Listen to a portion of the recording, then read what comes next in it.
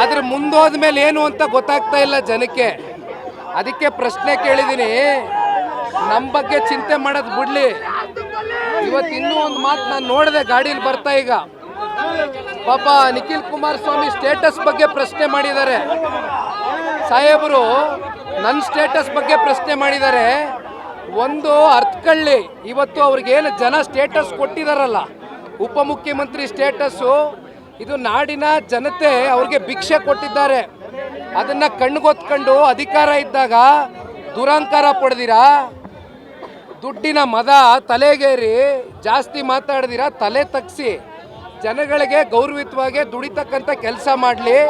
Nikhil Kumaraswamy status ಏನು ಅಂತಕ್ಕಂಥದ್ದು ಈ ನಾಡಿನ ಜನತೆ ಮುಂದಿನ ದಿನಗಳಲ್ಲಿ ತೋರಿಸ್ಕೊಡ್ತಾರೆ. ತಲೆ ಕೆಡಿಸ್ಕೊಳ್ಳೋದು ಬೇಡ. ಮಿಸ್ಟರ್ ಶಿವಕುಮಾರ್ ಅವರು ಇಷ್ಟು ಲಘುವಾಗಿ ಮಾತನಾಡ್ತಕ್ಕಂಥದ್ದು ಬೇಡ.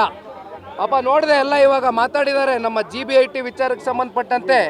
ಅವ್ರ ಪ್ರೆಸ್ ಅಡ್ರೆಸ್ನ ನಾನೆಲ್ಲ ನೋಡ್ಕೊಂಡು ಬಂದಿದ್ದೀನಿ. ಪಾಪ ಮಾತೆತ್ತಿದ್ರೆ ಅವ್ರ ಸಹೋದರ ಕೂಲಿ ಸಿಕ್ಕಲಿಲ್ಲ ಅಂತ ಬೀದಿಯೆಲ್ಲ ಬಾಯಿ ಪಡ್ಕೊಂಡು ಓಡಾಡ್ತಾರಲ್ಲ, ಅಲ್ಲಿ ಡೆಲ್ಲಿಗೆ ಹೋಯ್ತಾರೆ.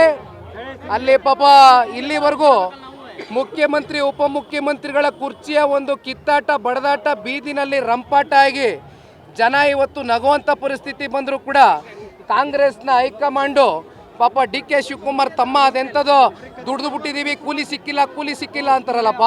ಆ ಮೊದಲು ಕೂಲಿ ಬರ್ಲಿ, ಅದೆಂಥದ್ದು ದುಡ್ದವ್ರಂತೆ, ಕೂಲಿ ಸಿಕ್ಕಿಲ್ವಂತಲ್ಲ, ಕೂಲಿ ಬರ್ಲಿ, ಹೋಗಿ ಡೆಲ್ಲಿಗೆ ಹೋಗಿ ಕೂಲಿ ಬರ್ಲಿ. ಜನ 136 ಜನ ಸೀಟನ್ನು ಗೆಲ್ಸ್ಕೊಟ್ಟವ್ರೆ. ಕುಣಿನಾರದೇ ಇರೋರು ನೆಲ ಡೊಂಕಂದಂಗೆ ಅವ್ರು ಹತಾಶರಾಗದೇ ಆಗಿರ್ತಕ್ಕಂಥದ್ದಕ್ಕೆ ಇವೆಲ್ಲ ಚರ್ಚೆ ಇರೋದು.